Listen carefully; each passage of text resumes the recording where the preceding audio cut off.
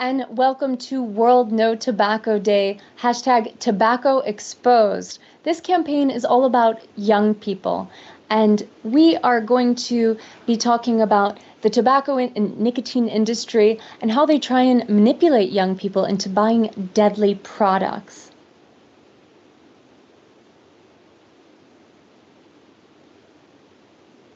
Okay. I'm just getting a note that the video has stopped. Okay, so I think that we're live now, and I'm Jamie Guerra. I'm a communications officer at the World Health Organization, and today we're talking about World No Tobacco Day.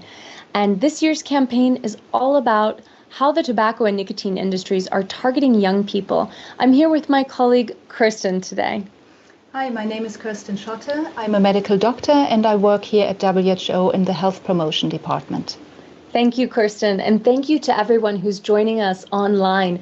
Please do ask us your questions about the tobacco and nicotine industry, the harmful effects of tobacco and nicotine, and how you might be able to quit some of these deadly products. So today we're going to start off with our first question for some of our guests. It looks like, okay, the slogan for this year's campaign, people are asking, why did we choose #TobaccoExposed? What does that mean? So for decades, the tobacco industry has preyed on vulnerable groups such as children and adolescents to target really their marketing and advertising on them to get new consumers for their deadly products. And this year, we want to launch a counter-marketing campaign for this. And we want to call on governments, schools, and young people to really speak out and expose these tactics so that we can create in the future a tobacco-free generation. Thank you, Kirsten. And I'm wondering, how does the tobacco and other industries, how do they go about targeting youth? Yeah, so for decades they have been targeting youth. The tactics have changed a little bit over time. We saw previously more on traditional media, in newspapers, on television. We saw a lot of advertising. Nowadays, it has shifted more to social media. So now we see a lot on TikTok, on Pinterest, influencers that promote tobacco products and other products such as e-cigarettes. And we also see a lot of product placement in movies, for example, and on online streaming platforms. In fact, there have been studies that show that half of the youth-rated streaming shows show tobacco products constantly. So youth are really bombarded constantly with images of people using tobacco products. They're really exposed to these graphics and these messages of tobacco and nicotine industry. And so how can youth actually fight back? What are some of the things that they can do to fight back against the tobacco industry? We think youth can do a lot. We know how strong young people are once they put their mind on something. We saw that with the climate change debate where they went on the street. And youth are so resourceful and creative. So we think once they really understand how they're manipulated by the tobacco industry, we hope that this rage will get them to stand up against this and get organized in groups, for example. And we have a lot of World No Tobacco Day awardees that have shown what can be done in many countries around the world by young people speaking out. Thank you, Kirsten. And if you're just joining us now, we encourage everyone to ask us questions that you might have about exposing the tobacco industries and about some of these tobacco and nicotine products. So please feel free to put your questions in the comments below. And again, this is for World No Tobacco Day, all about involving young people in the fight against the tobacco industry and some of their harmful and deadly products. So I'm here with Kirsten Schotte, medical doctor at the World Health Organization. And Kirsten, can you tell us, I have a question from our audience. Lauren asks, what are the recommended ways to help someone quit smoking, whether it's cigarettes or e-cigarettes? How can people quit? Mm-hmm. So one tip that we give is that you should set for yourself a quit date, and that can be something, for example, your birthday or any other anniversary, something that is really important to you. Another tip is if you can get some friends or family members to quit together with you, then it's easier. And then you should anticipate some challenges. Why is that? It's because nicotine that's included in cigarettes is so addictive. Studies have shown that it's as addictive as cocaine. So you can expect that your body will crave this substance when you stop using cigarettes or e-cigarettes. So be prepared and have something that really can distract you when the craving comes. For example, if you like to meditate, do that, do yoga, go for a run, eat something healthy. Anything that helps you to distract you from this craving will help. Thanks, Kirsten. And I know that we talked about things like toll-free quit lines in your country or state. We talked about having counselors and the support of your community. We're having one question from our audience is, what can parents do, actually, if young people are smoking or vaping, using e-cigarettes? What can parents do? Yeah, so information is good. We have a great poster that parents could, for example, hang on one of their walls. You find it as WHO tobacco body poster. If you Google that, you will see immediately how helpful that is, because it shows you all the health effects of tobacco products, and that's a good motivator. So if parents want to print out that poster, put it in their living room, and then if the kids are willing to quit, then help to make the whole environment tobacco free. Have no lighters, have no tobacco products lying around. That will help. And it sounds like the best thing that parents can do to help their young people quit is to be open and transparent, to speak with them about quitting. You spoke earlier about how community and how your family and friends can help you and support. Tell your parents that you're trying to quit. Tell your friends, so that you have that whole supportive community to work with you, and they know what you're trying to do and can support you in those efforts. Thank you for your great questions. If you're just joining us, we are doing a tobacco exposed campaign for World No Tobacco Day, which is this Sunday, and we have questions coming in from our audience. Kimberly Farrell commented, "I smoke and I've smoked since I was 13. I never saw an ad for cigarettes. They were outlawed by that time. I started smoking because they told me I had to be 18 to do so, and it made me feel grown up to smoke." So why do you think that is, or what do you think about how people see cigarettes and how they're normalized, or how the tobacco industry tries to normalize them? Yeah. So it's good if you live in a country where there's no tobacco advertising. I come from a country, Germany, where there's still billboards advertising, and whenever I go with my family, my kids can't believe that this is still happening. So, but I think the unconscious promotion tactics, they are there all the time. So you see in movies your favorite stars, they are smoking. We spoke about online streaming movies. There's also promotion of artistic events, for example, of concerts. In some countries, it's still allowed that tobacco representatives go, for example, to concerts where a lot of young people go, and they hand out free samples of their products so that young people can try them out and get hooked to these products so quickly. I have to say, I have been shocked by some of the tactics we're learning today, including parties hosted by the tobacco and nicotine industries and representatives that go into the schools. So if you're just joining us today, we're talking about hashtag tobacco exposed, all about how the tobacco industry is specifically targeting young people with new and old tactics and with new and old products, in fact. So we're getting questions in from the audiences. One question, are menthol cigarettes safer than those without menthol? That's a good question, and the very clear answer is no. What menthol does, it's very devious actually, because when you put menthol in tobacco, the smoke is cooler and you can inhale it, so to say, better, and it goes deeper in the lungs. So there have been actually studies showing that the cancer that is caused by menthol cigarettes is deeper in the lungs and a little bit more to detect by X-ray. So it's very, very dangerous. So what you're saying is that it's actually easier for you, you feel that it's easier to inhale, but it's just as dangerous for your body, in fact. Yes. Wow. Okay, that's really interesting. And we have another question coming here. Does nicotine contribute to having health conditions like diabetes, for example? So the nicotine does not cause diabetes, but in tobacco products, there is a lot of tar. If you smoke cigarettes, for example, you have the nicotine that does a lot of bad things to your body, but it doesn't cause diabetes.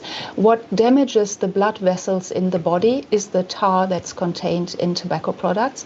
And this is also what is causing cancer and so many other diseases.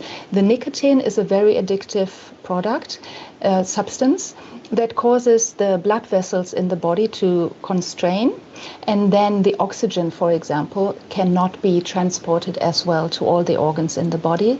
Another problem is that the brain is developing up to the mid-20s, and nicotine can damage the developing brain. So especially for young people, this is dangerous. Okay, so nicotine actually stops some of the blood flow or constricts it. And so those nutrients can't get to your body that your body needs as easily, right? Mm-hmm, mm-hmm. Okay. And what we're hearing is that nicotine, which is found in e-cigarettes, is extremely addictive. Almost, it's as addictive as cocaine, right? Yes. Which is...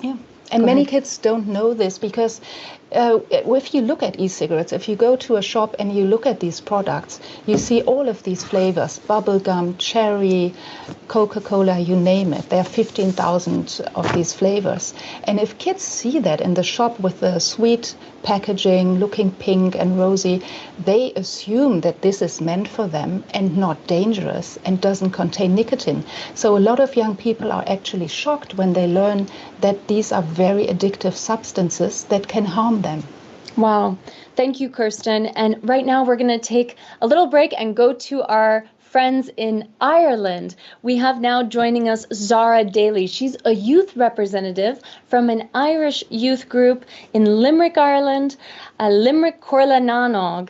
And Zara, are you with us? I hope you can hear me. I have a few questions. Congratulations to you and the group for winning the World No Tobacco Day Award this year. Thank you. So I'm Zara Daly. I'm from Limerick, Ireland, and I'm a member of Corlananog. So Corlananog is a youth council, and there's one every local authority in Ireland. It empowers young people by giving us a chance to have our voices heard, and it was through Corla I actually got involved with the Not Around Us campaign. So tell us more about the Not Around Us campaign. What were you guys trying to do? So the campaign focuses on denormalizing smoking in the eyes of our youth and discouraging people from smoking. Signage was created and placed in areas where there were children, such as playgrounds. And then the Not Around Us slogan comes from the perspective of the youth. It's the children telling the adults it's not right to smoke around them. We thought that if the children didn't see the adults smoking, then they wouldn't consider it a normality. Thank you, Zara. And what made you want to get involved with something like this? So I chose to get involved with this project because it tackles an issue I feel really passionate about. We know that smoking has such a dangerous effect on the health of the smoker, but it also affects the health of those around them, the way the youth view smoking, and it's very harmful to the environment. I thought that this project could help current smokers to quit and could change the youth's perception of smoking by discouraging smoking in public places and around children. That's fantastic. And it sounds like you and the group there had a real impact on the community. Thank you for joining us today. Congratulations again for being a World No Tobacco Day awardee for your achievements in tobacco control in Limerick, Ireland. Thank you so much. All right, Kirsten, we're going to go back to our Q&A now, and we have a lot more. We have quite a few questions coming in from the audience. So I'm just opening these up. Coming in from Facebook, we have Sandip Yandiv. how harmful is flavored tobacco used in shisha and hookah compared to cigarettes? Or, I mean, is it harmful, the flavored tobacco in shisha? The very quick answer is yes. You might think that if it goes through water and smells so smooth in your mouth that it's not dangerous, but it's not the case. Tobacco is dangerous in any form. In fact, tobacco causes 25% of all cancers.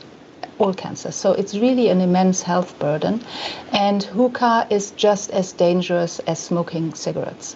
And of course, tobacco kills over 8 million people every year from various diseases. So it's extremely harmful, even if it's masked by some of those flavors that we talked about before, the vanilla in the shisha or the bubble gum in the e-cigarette or vanilla.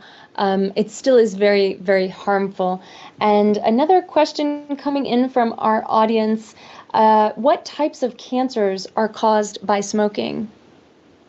Well, the list is very, very long.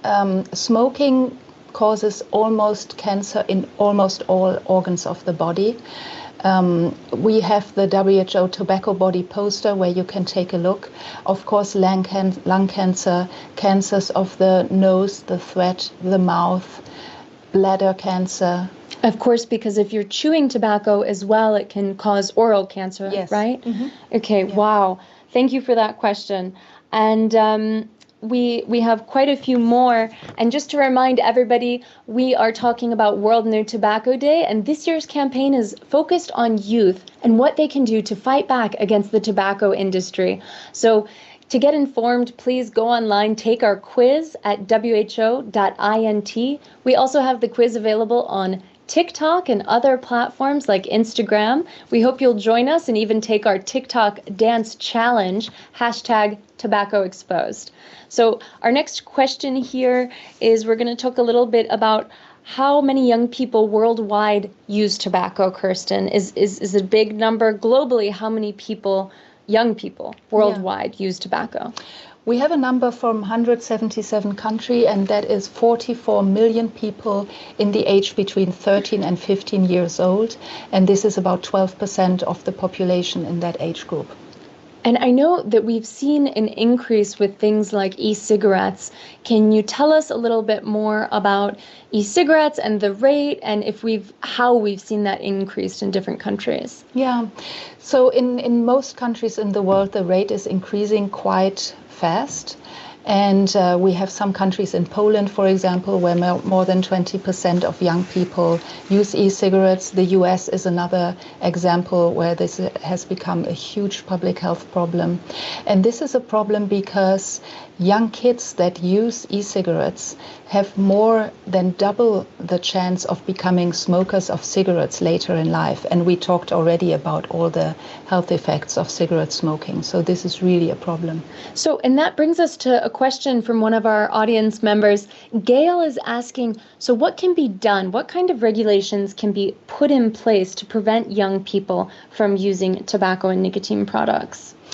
Yeah, what we recommend to countries as WHO is to reduce the demand for these products. What does it mean? That means, for example, that we want kids to grow up in a country where they can go to bars, to restaurants, where nobody smokes, where you have smoke-free public places. We want children to grow up in a country where there's no tobacco advertising. We call that actually pushing the mute button on the tobacco industry so that they cannot talk to kids constantly anymore. That means also that we want to warn people about the dangers of tobacco. For example, anti-tobacco mass media campaigns, or what is also useful is large graphic health warnings on these products so that everybody is really constantly reminded of this. And then one effective measure is also to reduce the price for these products so that they become less affordable. And we know from experience, if countries adopt all of these measures, then the smoking rates go very, very low. Thank you, Kirsten. And if you're just joining us, please send us your questions. Today, we're talking about how the tobacco and nicotine industry manipulates young people into using their products. So we want to expose tobacco. We're using the hashtag #TobaccoExposed. we are going to now go to one of our World No Tobacco Day award winners. And so we would like to speak to Aoife. And Aoife, if you're on and can hear us, I have a few questions for you. Firstly, congratulations for winning this year's World No Tobacco Day award. Aoife Ryan is a youth representative from Limerick, whose group Limerick Corlananog won this year's World No Tobacco Day award. Aoife, are you on with us? Yes, I am. Thank you very much. I'm really grateful for the award. We're very happy you could join us today. And earlier, we were told about the Not Around Us campaign, where your group actually spoke with local authorities, right? Can you tell us a little bit about that and how it impacted the community? So our main goal with the project was to change the environment and change how young people view smoking. Because our idea was you can only educate people about the dangers of smoking so much, but you really can't make a huge difference if the children then go out and see adults smoking in playgrounds or around schools. Because children are like sponges and they soak up their environments. So whatever they see, they'll do. And I think our goal was to change that. And I think that's what the project can achieve. It denormalizes it. That's a word we used a lot in the project, was like to denormalize smoking. We never want children to see smoking as a normal thing for them to do. Wow, that's incredible, the impact that you guys have had to actually change some of the policies in Limerick to ban smoking around schools, around playgrounds, so that kids don't see this and think that it's a normal thing to do. And why did you get involved in a project like that? I got involved because it was a project about young people, but it was ran by young people. And that's really important because the younger generations all over the world, we don't really get a huge say in how our governments or how legislation is run. And I think when projects like this are made, it's really important for all of us to get involved and get our voices heard, especially in a project that's so close to home, because I live in Limerick City. So like, it's really important to me that the place I live is clean and healthy and that smoking becomes a thing of our past and not our future. I absolutely agree. I honestly couldn't have said it better myself. Congratulations again to you, Aoife, and thank you for the work you're doing. Thank you and all of your colleagues. And so we've just heard from Aoife Ryan, who is a youth representative from Limerick County, and their group was able to change policies to ban smoking near playgrounds and schools so that kids don't see it as a normal thing. What do you think about that, Kristen? Do you think that part of the tobacco tactics are to normalize smoking somehow, and how is this done? Yes. Well, this is done, for example, in putting smoking scenes in movies. We know that money is flowing into the movie industry, into the streaming industry, so that constantly you see people using these products. And also you see other advertisements, you see sponsorship of events, for example, logos of the industry everywhere. It's sometimes very subtle, but people notice this and it works on them. Okay, that's really interesting. We have questions coming in from our audience members. Thank you for those of you who are watching. And please don't forget to send us questions, whether it's on Facebook, Twitter, or LinkedIn, or however you're watching us. We have one from Kamel, who's asking, what can be done to children who are addicted to smoking, and maybe they don't see a need to quit smoking, but what can be done to help them to quit smoking? We try to help kids by informing them, first of all. You might think everybody knows how dangerous these products are, but with e-cigarettes, it's often not the case. Kids really underestimate how addictive these products are and how dangerous these are. And we are trying to really help kids understand this, for example, with this World No Tobacco Day campaign. And if you'd like to learn more about our campaign, please visit who.int. You can find all of the social media graphics, quizzes, which are both on our website and live across social media platforms like TikTok and Instagram. We encourage you to take those and become informed of the tactics that the tobacco industry is using to target young people. So we have another question from our audience, which is about what steps should be taken to avoid chewing tobacco. But I guess it's more in general, how can you avoid using tobacco, to quit chewing tobacco, to quit smoking, to quit vaping? What can be done? What tactics can people use that can support themselves? So it's good if in your family you have a community of not using tobacco. If, for example, your parents refuse to use tobacco, then it's great if you can support that. And if your parents can support you, speak with you about the dangers, and that's a very good thing. And as a society, what can be done is that really the government puts in place policies and laws so that kids don't want to start using these products. When I grew up, for example, as a kid, it was still cool to smoke cigarettes. And in many countries around the world, you can't imagine that anymore. So in one generation, it can really change the image of these products. Yes, and we've seen how the tobacco industry, now that cigarettes are being less and less used, how the tobacco industry is switching to new products. Can you tell us a little bit about their tactics and how they've changed over time? New products are, for example, e-cigarettes. These are products that don't contain tobacco, but a liquid that often contains nicotine, often not all the time. And then that liquid is heated by a battery and you inhale an aerosol, which, for example, contains nicotine if the liquid contains nicotine. The problem is that many kids, first of all, completely underestimate how addictive nicotine is. They think, I can try it a couple of times and then stop anytime I want. But that is not the case. Nicotine is very addictive and it's not easy to quit.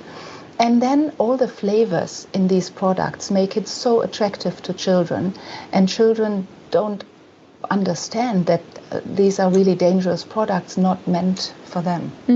And we had a question earlier about what parents can do to help children and young people quit smoking as well. And we're having more questions about secondhand smoke. So what impact does, let's say, if you're an adult or a young person and you're smoking around other people or using tobacco products, what impact does secondhand smoke have? Secondhand smoke is very dangerous. 1.2 million people die each year just because they are exposed to secondhand smoke. They don't even choose to smoke themselves. 1.2 million people. And these are often children and women.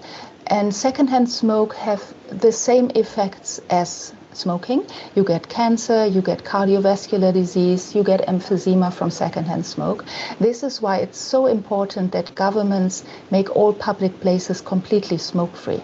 Wow. It sounds like actually secondhand smoke can be just as dangerous as smoking itself. A lot of the same effects there. So we are going to take a short break and go to one of our World No Tobacco Day award winners. So next with us, coming from Slovenia, it's called No Excuse Slovenia, the youth group there. We have Nina and Amadea. And I think first joining us is Amadea. And she's going to tell us a little bit about her experience as a mystery shopper, where she tried to go into stores and shops and tried to buy tobacco products as a 16-year-old, which of course is illegal. And so, Amadea, are you with us? Can you hear us okay?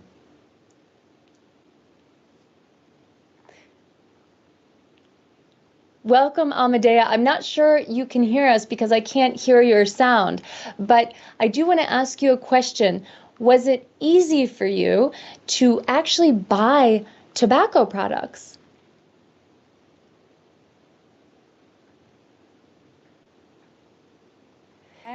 Okay, unfortunately, we can't hear you, Amadea, so I'm going to tell our audience what Amadea had told us before. I'm sorry, Amadea, thank you for joining us, and we're going to try and fix the sound, but we had a conversation earlier with Amadea where she told us that as a 16-year-old, she was actually able to buy tobacco products in Slovenia. So What the program did with No Excuse Slovenia is actually go in with an inspector or authority and find the stores that allowed Amadea, who's 16, to buy tobacco products. So this was a way of raising awareness. And we're going to go to Nina, who's also from No Excuse Slovenia, who can tell us a little bit more about this program and how No Excuse educates youth to make them become aware of the harms of tobacco and nicotine products and what they can do to fight back against the industry. Nina, can you hear us okay? Yes, I can. Oh, great. And we can hear you. Great. That's lovely. So, yes, mystery shopping is just one of the programs that we do, and we want to raise awareness and use it as an advocacy tool for changes in our policies. Besides that, we also do a lot of preventive programs and projects. One of them is a peer-to-peer workshop where we address the tobacco issues. What we do is we work with young people, with our activists who are as old as Amadea is, and we train them. They learn a lot about the tobacco industry, the negative effects, and they go to schools, do the workshops on their own about the negative effects of smoking, and they talk a lot about the manipulation of the tobacco industry. Thank you, Nina. And it's incredible what you do working with youth and educating them and helping them to understand how they're being targeted by the tobacco industries and how tobacco and other substances can be harmful to their health. Why did you decide to go into this kind of work?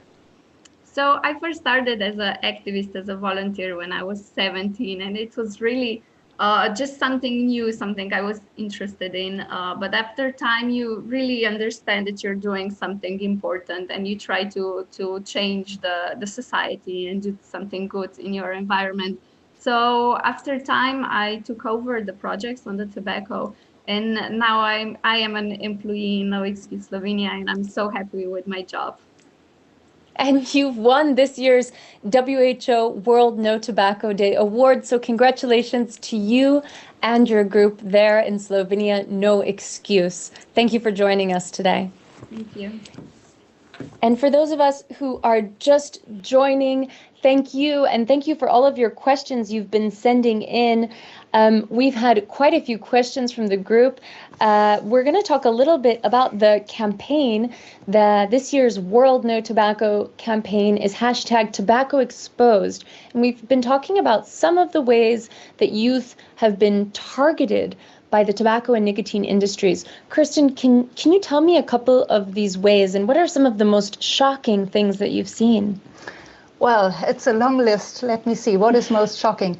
Maybe tobacco representatives going to schools, actually, giving sponsorships to schools. So in a place where children should feel protected, actually they are in many countries not protected even there from the tobacco industry.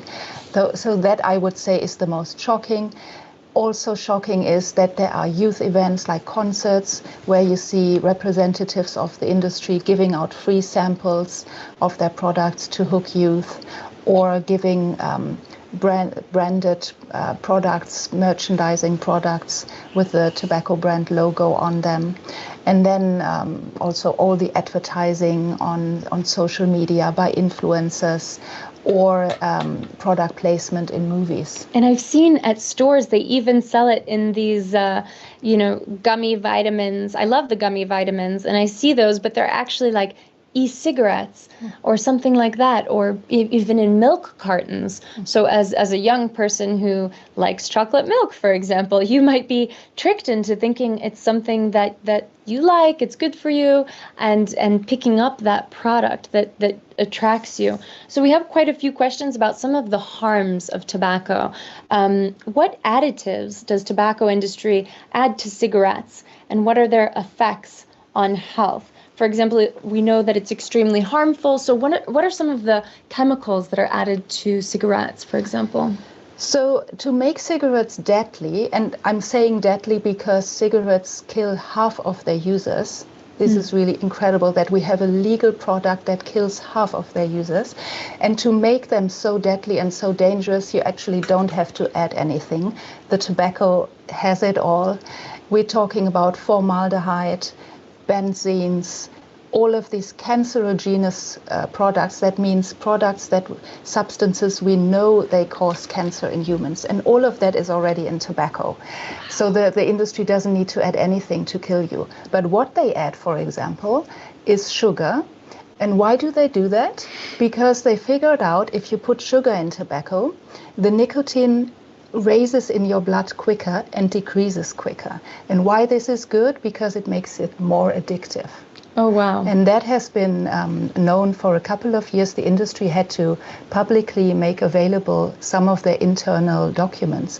And from these internal documents, we know that the industry is manipulating the cigarettes so that they become addictive faster. So, wow. So the tobacco industry is actually manipulating the product to make it more addictive. And they're adding things like sugar to help it do that, to help the nicotine levels rise and lower. Extremely interesting. And you mentioned formaldehyde. So formaldehyde is in tobacco, and it's something that's used to preserve dead bodies and other harmful chemicals. I remember we had a discussion before about, things that are also in weed killers and things like that are very harmful. Some things that are found in rat poison as well. It's shocking, all of the chemicals that can be found in tobacco and cigarettes and in other products. So we have quite a few questions coming in from our audience. Do substitutes like gum and patches of nicotine, do they work when you try and quit smoking? So what are other ways of quitting, and do these work? Yes. Quitting is difficult because of the nicotine addiction. Your body gets used to it and it wants it. So when you substitute the nicotine, for example, with gums or with patches, then it's easier for you to get through the craving. And what also happens is when you put, for example, a patch with nicotine on your skin, the level of nicotine is constant. So you don't have this rising and dropping of nicotine in your blood, which is so addictive. So your body can little by little get used to feeling good. Your brain can feel good again without the nicotine. Wow, okay.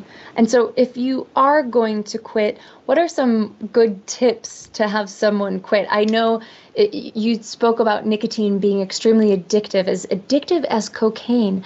So I imagine with that kind of an addiction, it's very difficult to quit. For example, for me, if I tried to quit eating chocolate, I couldn't do it. So what could you do if you're really trying to quit smoking or using e-cigarettes or using other forms of tobacco like shisha or chew? How can you quit?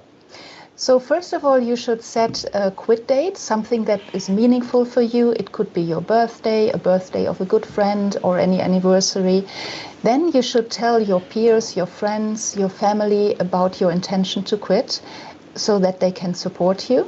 And it would be also useful to find other people that want to quit with you, so that you can really support each other and get through the craving together. You should also expect that it's not very easy, because we talked about the nicotine addiction, and make a plan of what you can do if the craving comes. Can you go running? Can you do some yoga, meditation? Can you listen to some music, something that you really like and that can distract you, because the craving comes and goes. So for everybody, it's different what you can do. And then another good tip is to create a really environment free of cues that you would have, for example, have no lighters, no cigarettes, nothing that reminds you of your addiction. Okay, so it sounds like it's really hard to quit, but you can do it. And there are great ways to quit, like choosing a quit buddy who can support you, involving your friends, your family, your supportive network around you to tell them that you're quitting, so they can help encourage you and help you quit. And also choosing a quit date. Those seem like some key ways to quit. Thank you, Kirsten. We have quite a few questions coming in from our audiences watching across YouTube, Twitter, LinkedIn, and Facebook. Thank you for all of your questions. I'm going to go to a question here. And Kristen, I think we need to be a little bit louder. Oh. Some of our audience members are having trouble hearing us. Sorry. So we will try to speak very loudly for you. Today we are following live. So what can youth do concretely? What can the people who are watching, what actions can they take to actually support this initiative, to stop to get the tobacco industry to stop manipulating young people into smoking? What action can I do? If just me, let's say. Yeah, one good way to start is our campaign. We have this TikTok dance challenge, for example, that you can do and share with your friends and peers. That's one thing. Then you can also become active in your school. Ask that your school doesn't have any tobacco use allowed on the campus. Also, no promotion from the tobacco industry. And you can also go further. You can go in your community, like we heard from the awardees, the youth groups from Ireland, from Slovenia. You can ask that in your community, it's not allowed that people smoke around you, use tobacco around you. Or you can advocate for advertising bans, for example, and promotion and sponsorship bans. So there are a lot of ways that young people can get active. Yes, so I'd say one of the things you can do right now that Kristen mentioned is joining our campaign. You can learn more about the World No Tobacco campaign on who.int. That's www.who.int.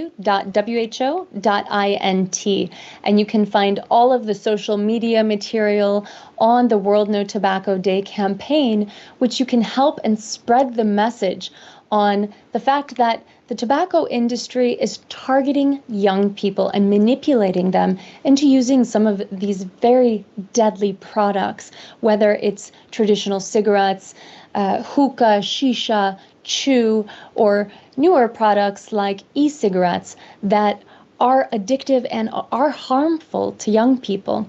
And we've seen an increase on some of the newer products. Can you tell me a little bit more in different countries how that's increasing? In some countries, it has almost doubled in the last 10 years. So this is really something maybe that countries and regulators in countries running a little bit behind. The train has already left in many countries with these products being on the market and being picked up by young people a lot. Many countries and young people in many countries find it cool to use these products.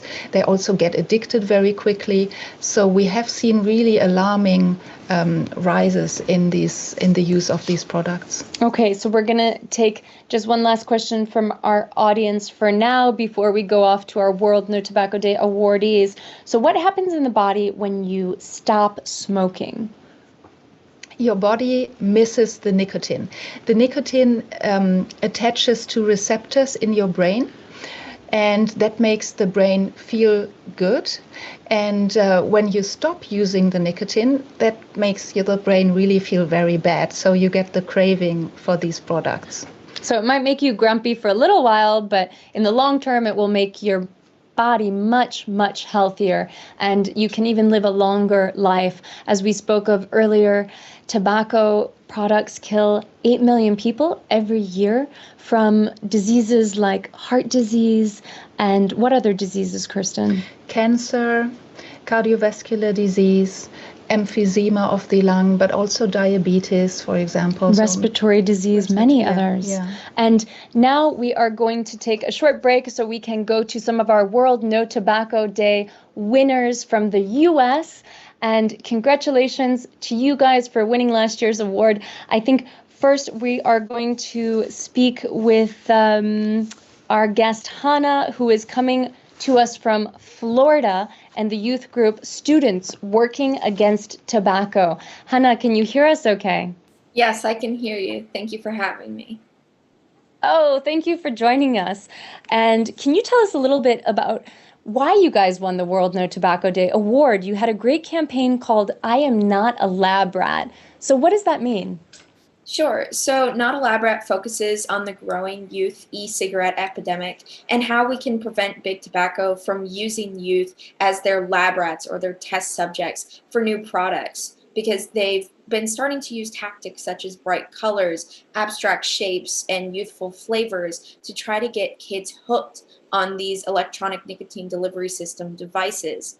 The campaign also includes an activity where we have kids say, "I am not a lab rat, I am," and then they fill in the blank, whether it's they're an advocate, they're an artist, they're the leader of the new tobacco-free generation. So that way they feel involved with the process and they feel empowered by not being able to be manipulated by big tobacco.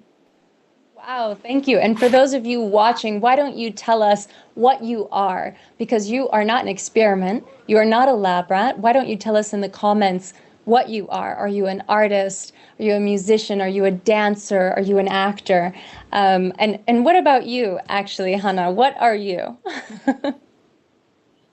I like to say that I'm determined. It keeps the question very open because you can be determined in a personal sense as well as an advocating sense as well as an academic sense. It just shows that as SWAT members and as youth in my local community and in a worldwide situation, I am determined to complete the things that I feel passionate about. You guys have made a lot of impact with the students working against tobacco. So why did you decide to get involved with the group? Sure. So I joined Students Working Against Tobacco 7.5 years ago. So I've been in it for a while, and I've seen a lot of personal growth in myself, whether it's through public speaking or teamwork skills or even creativity aspects. I grew up with a father who smokes, and I always wanted to advocate for him to quit. And although he never did, it was an organization that showed that other people were going through the same thing. And I met a lot of friends who were also dealing with secondhand smoke from their households, their family members, even their friends from a young age. And it gave us a chance to advocate for the youth for a tobacco-free generation. It's given us a chance to meet with policy and decision makers, youth and adults worldwide, and hear the stories of adults and teens who are trying to quit the use of nicotine and tobacco products. And so it's just a very passionate project for me, and I've been in it for so long that advocating for a tobacco-free generation almost comes naturally. Thank you, Hannah. And we are going to go to your colleague, Alyssa, also from Students Working Against Tobacco. You guys have had such an incredible impact and made such incredible achievements in your community, in the state of Florida, in fact, that you were awarded the World No Tobacco Day Award last year. So, Alyssa, can you hear us okay? And congratulations again for winning last year. I can hear you just fine, and thank you. Great. And so we heard a little bit from Hannah about some of the achievements made. You guys met with policymakers. Can you speak to that a little bit more? Of course. Sorry. So what achievements did SWAT have in the state of Florida and in the local community, in fact? Of course. So actually, before Not a Lab Rat, we also had a campaign called Not a Replacement, in which students were able to rally and help pass a candied flavored tobacco resolution, which went in effect for all counties in Florida. And since SWAT has started in Florida, we've seen over 80% decrease in smoking among both middle school and high school students in Florida. So incredible.